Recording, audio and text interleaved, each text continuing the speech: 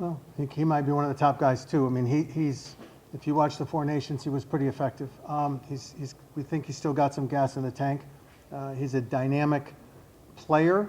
He's a multifaceted attack, whether it's his skating, his grit, his skill, his hockey sense, his will to win, his compete.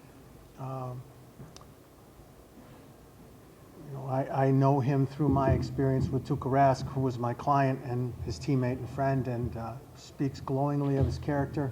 And he's a fun guy, and the guy you see on the ice is the guy that he is. So I'm really looking forward to adding him to our mix. I think he fits in, and he too can fit in. We have lots of guys that can move around, even within a game. So it'll be fun to see how it all sorts out, and where different players end up ultimately. And I suspect we'll see different schemes. What did you learn last year about the value of maybe those extra pieces come playoff time? Yeah, it becomes, first of all, you have injuries, you have fatigue, you have matchups, and sometimes the coaches like to put just change is good for change.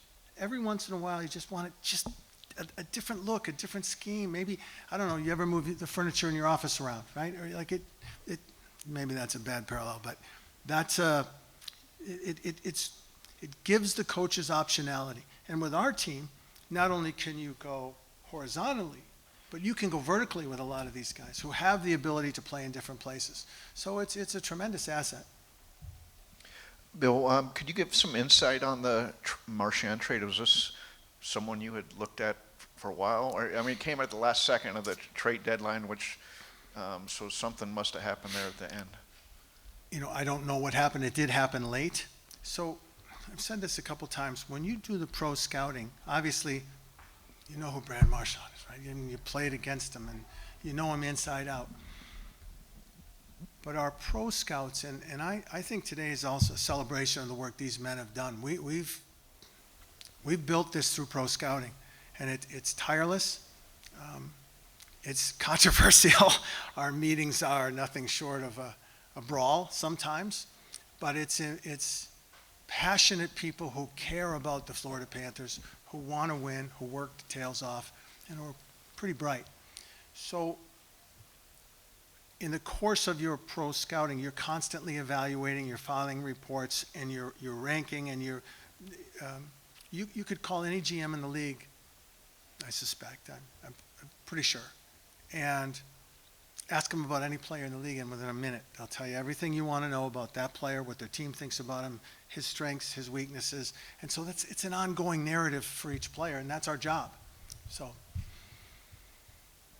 I just wanted to ask, how happy are you that you were able to add a guy like Brad Marchand without losing a roster player, a prospect? I know you value draft picks, but I mean, and then I got to follow up. It was important. A player like this, a player like Seth too, like when these players become available and you have that need or that fit with your group, then you pursue it, in my mind. And we're thrilled, yeah. And Don Sweeney was just talking about the condition. He said 25% of the playoff games, then he said 40. Could you clarify how that conditional second goes to a first? Yeah, but it's 50% of the games played. All games played or playoff games? The playoff games. So if he plays at 50%, it goes to a first? Yeah. Okay.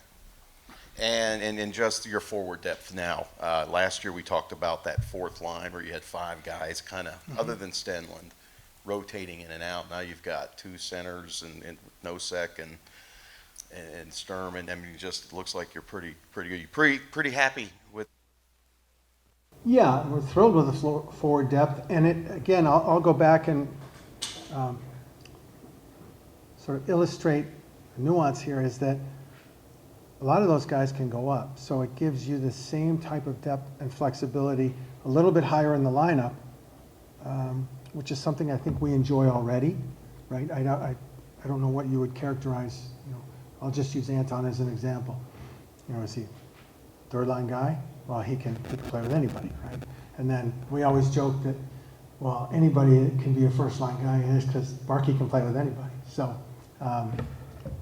That was a joke. Okay. But yeah, so yes, we're happy with the depth and appreciative.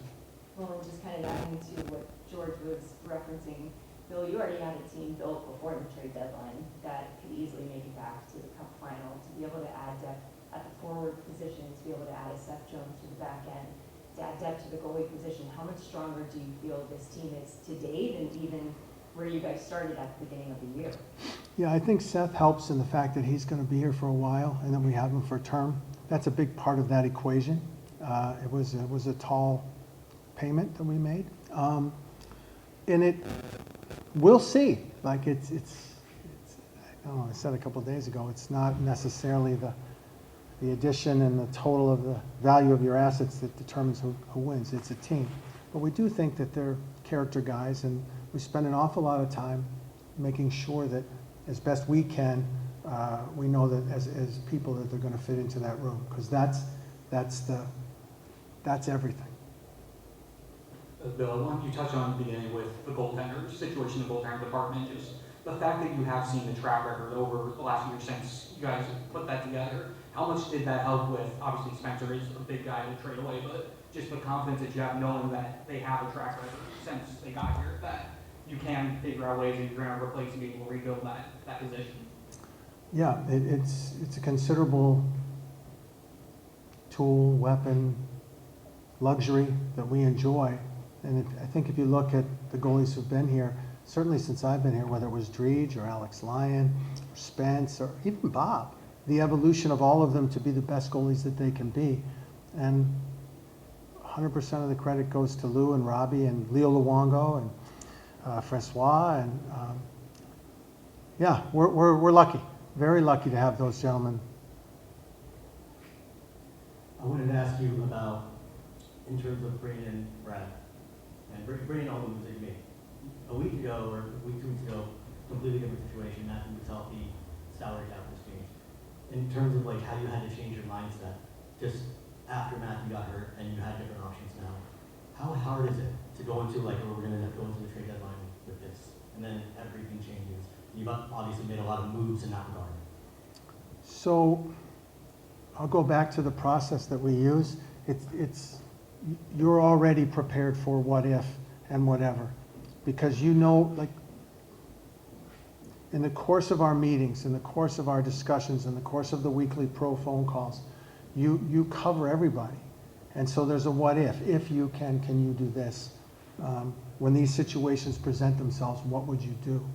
And when we found out about Matthew and said, okay, we may have some more space,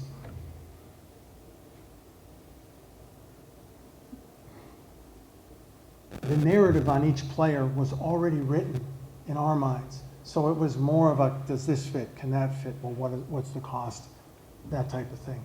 So it's not as onerous as you would think as far as what you want to do. Actually getting it done is really a function of the other teams, who's available, and that type of situation. Did you find that you were getting more calls after you find more cap space to work with? I don't know. It's a pretty thorough process for everybody. So I have calls with people. I look at the roster, I look at their list, there's no fit. For sure, right? I've got nothing to give them and they've got nothing that I think I could get. And lo and behold, hey, would you take this guy?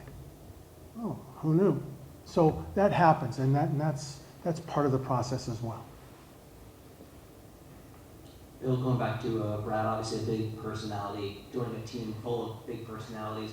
How excited are you to see just how he fits in the room with the groups? And obviously, since they're both rehabbing, I imagine he'll spend some time with Chucky early on. How beneficial do you think that'll be just in terms of welcoming him into the group? Yeah, I like I said, I haven't spoken to him yet, but I suspect that it's going to be a rather seamless. Our group is a very welcoming, very kind. I mean, you guys know. I mean, it's a community, and they're very open, very concerned about each other, and I think he'll fit famously.